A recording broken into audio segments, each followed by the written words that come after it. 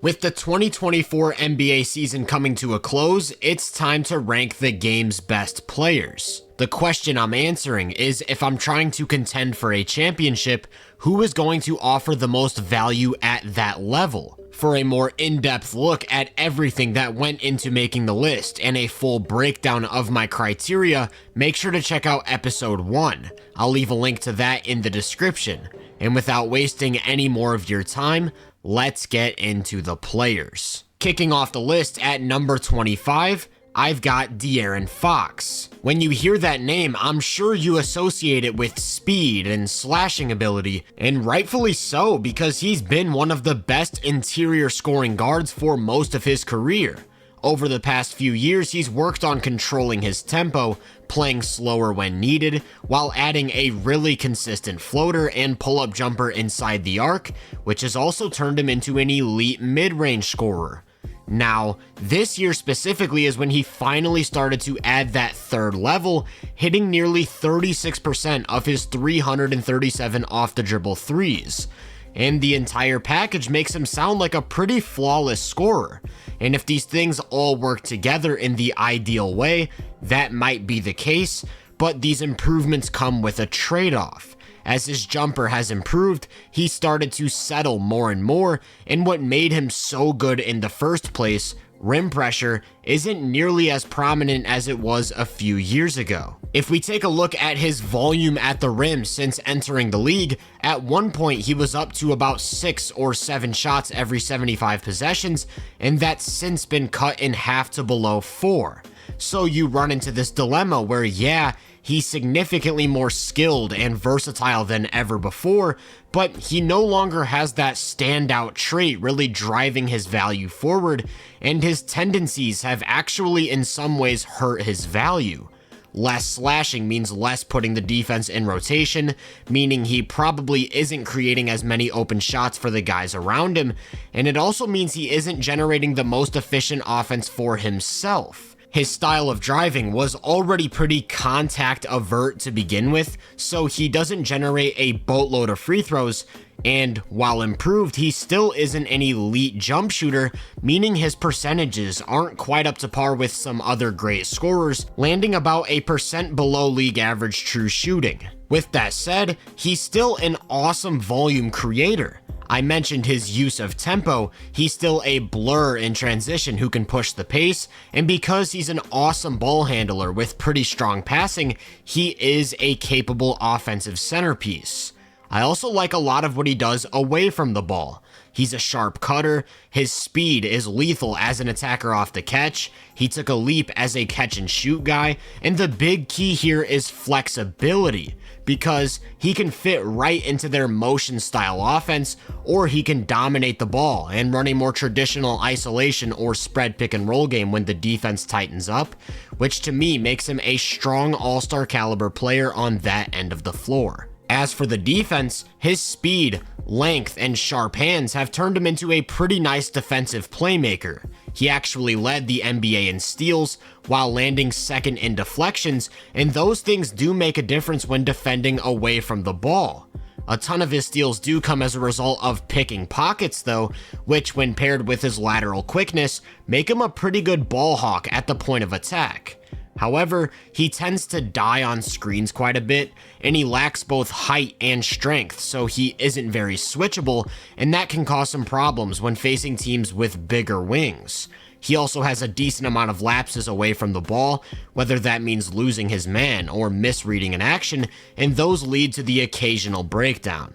You get the good with the bad, and to me, it sort of evens out as an overall neutral type of defender. When paired with the all-star caliber offense, that's enough to earn him the number 25 spot on this list. At number 24, I have Trae Young. With Trae, it's really easy to focus on the limitations because they stand out so much. He lacks size, length, and strength, doesn't make up for it with explosive athleticism, so he doesn't really pose any sort of scoring threat on the interior.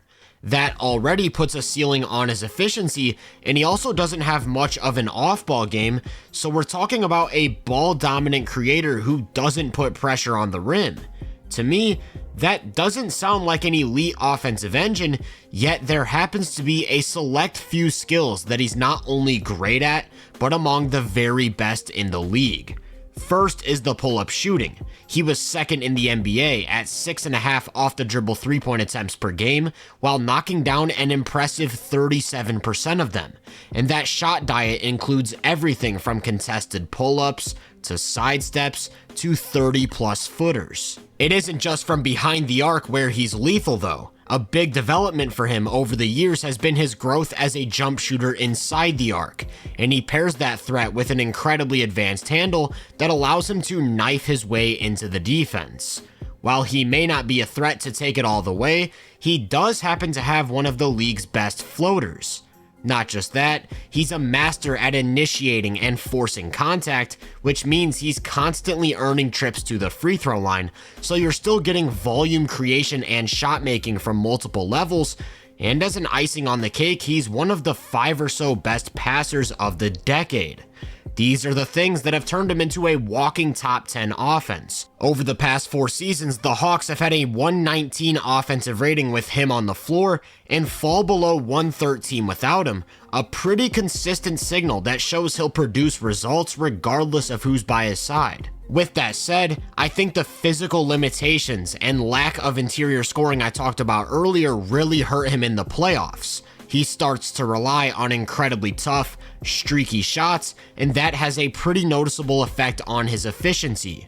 Over the past 3 years, his scoring numbers have really lacked behind the top end guys, and to me that takes him down a notch from what I would consider a near MVP level offensive player in the regular season to a strong All-NBA caliber one in the playoffs. What really brings him down though is the defense. I do think he improved this year. Better activity, better positioning, using his hands a bit more to make a difference, but it's important to keep in mind that we're comparing him to former versions of himself, and when you stack it up with the rest of the league, it's still a pretty big detriment.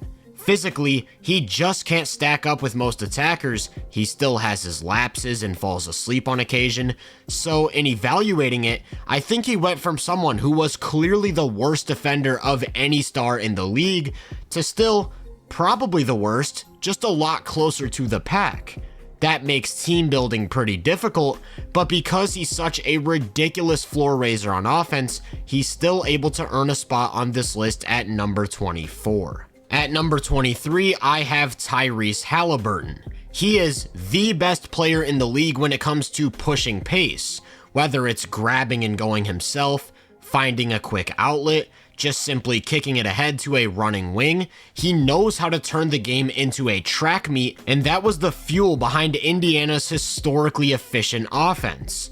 The speed of his decision making is always what stands out in the half court.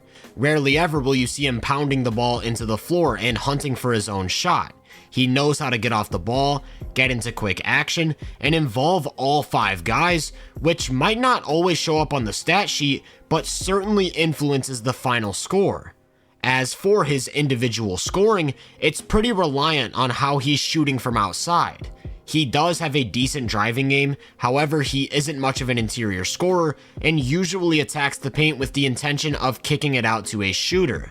He also tries to avoid contact as much as possible, meaning really low free throw rates, and that's why his scoring is tied to 2 key traits, his floater and his 3-point shooting. Thankfully, he's one of the best shooters on the planet, and I think the 35% he shot on off-the-dribble threes really undersells just how much of a weapon this can be. And he pairs that with some truly elite passing while never turning the ball over, which brings me to the main point about his game, the fact that everything he does is about maximizing efficiency and not wasting any movements. That also applies away from the ball, where he's an awesome spot-up shooter who can't be left open, then will attack closeouts or make the quick extra pass with every opportunity. Truly just the type of point guard any team should want when trying to build a high-level offense. It's a lot different from a guy like Trae Young. I don't think he could drag a squad like the Hawks to a consistent top 10 or even top 5 offense, but with more talent around him, I think he elevates the ceiling to another level, and to me, that's enough to still make him a strong All-NBA caliber player on that end. As for the defense, it too can be compared to Trae. He struggles staying in front of the ball, dies on screens, falls asleep. I mean, if I were to make a list of weaknesses between the two, it would come out looking pretty similar. There's just one difference that makes me favor Halliburton a bit more, and it's the physical makeup. Instead of a small 6'1", he's a lengthy 6'5", and that really does change things quite a bit, especially in the playoffs. Still, he's a strong negative, probably the second worst defender on this list, but it's just enough to get him the nod, making him an All-NBA level player overall, and earning him the number 23 spot. That takes us to number 22, where we've got our first NBA champion, Jaylen Brown. The Celtics finally broke through, and while many will attribute that to their new additions, don't forget about the internal development, especially from Jaylen. He improved his handle, he improved his decision making, and that turned him into one of the most physically imposing attackers this game has to offer. Throughout the playoffs, he was impossible to keep from touching the paint due to his unique combination of burst, strength, and length, and as everyone already knows, he utilizes all three levels, so truly we're talking about one of the better scorers in the game. He's also another guy who's elite at pushing tempo, can play off the ball as a spot-up shooter or slasher, really the ideal number 2. And I emphasize that number 2 point because he would be a lot higher on this list if I were more confident in what he'd look like as a number 1. I talked about how he improved his handle and decision making. Those still lack a decent bit behind what you'd typically want in a lead creator, as does his passing. When watching the process of how both he and Tatum attack within that Celtics offense, it's clear that he just doesn't have the same level of processing or versatility in the types of deliveries he's comfortable making. You pair that with some, at times, questionable shot selection that keeps him around relatively average efficiency, and to me, we're talking about an all-star level offensive player who can't quite carry the load of some other guys. He makes up a lot of that ground on defense, where he truly blew me away in the playoffs. The things that have always been there really stood out, that being his ball pressure and agility at the point of attack, how his strength allows him to switch across the board, and just the types of plays he's capable of making as a result of his athleticism. What I'm focused on are the things that used to be considered weaknesses and how they looked like legitimate strengths. His activity and awareness off the ball, making timely rotations to not only blow up plays, but look like a legitimate defensive anchor at times. When people talk about the value of wings in the modern NBA, they're probably referring to some version of Jaylen Brown. 3-level scoring, versatile defense, and to me, that two-way play is enough to make him an All-NBA level player, but not quite reaching that next level. That takes us to number 21, where I've got Damian Lillard. Dame's season is incredibly tough to evaluate because I'm not quite sure where to draw the line between what was an actual regression and how much his numbers were influenced by a change in situation. The biggest thing with him has always been his absurd off-the-dribble three-point shooting. After Steph, you'd be hard-pressed to find a better and more versatile scorer in this regard.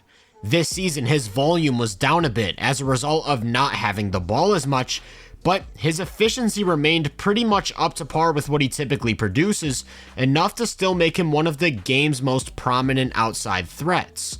Just off of that alone, he's a big-time shot creator, forcing aggressive coverages, constantly putting the defense in rotation, so we're still talking about a very capable offensive centerpiece. However, whereas in previous years he paired that pull-up threat with really explosive bursts to put a ton of pressure on the rim, this felt like the first season where age started to catch up to him, and this area of his game just simply wasn't as much of a factor. As a result, he got to the paint less, scored inside the arc with much worse efficiency, and didn't generate nearly as many free throws. With an already limited in-between game and a lack of slow tempo as an attacker, his scoring was heavily tied to how he was shooting from behind the arc, which resulted in some middling numbers. Just for comparison, here's what his scoring production looked like during his 3 standout years. I think it's fair to say there's some notable regression happening here. Still, I think that takes him from what I would consider a top 5 or so offensive player and brings him to around a top 15 level. The pull-up shooting, the playmaking, the way he opens up the floor when playing away from the ball, all work together in making him a strong All-NBA level offensive player in my opinion. As for the defense, this is yet another guy who the team has to really work around. I will say Milwaukee's lack of perimeter defense in general probably made him look a bit worse than he actually is, but there isn't much to like. He simply can't get around screens, is already undersized to begin with, so can't switch up to wings very much, and with age has become even worse at preventing dribble penetration. With that said, I still think I prefer him to guys like Trey or Halliburton, mostly because he seems to be a bit more sound technically. He'll execute rotations, has less lapses, and does make up for some of his physical deficiencies with a 6'8" wingspan, so in a better defensive infrastructure, I think he could hold up better over a long playoff run. Still, he's a noticeable negative, which brings him down to just an All-NBA level, carried by offense to the number 21 spot. Just to recap this installment of the list, we've got Dame at 21, Jaylen Brown at 22, Halliburton at 23, Trey at 24, and Fox at 25. Make sure to tune into tomorrow's video for the next 5 players. If you enjoyed this video, make sure to drop a like, subscribe, and turn my post notifications on to be first on more content. If you're interested in my more in-depth research, make sure to check out my website and social media profiles. You can find those links in the description. Feel free to let me know down in the comments what you think of the list so far. As always, I hope you all have a great day, and I'll catch you guys in the next one.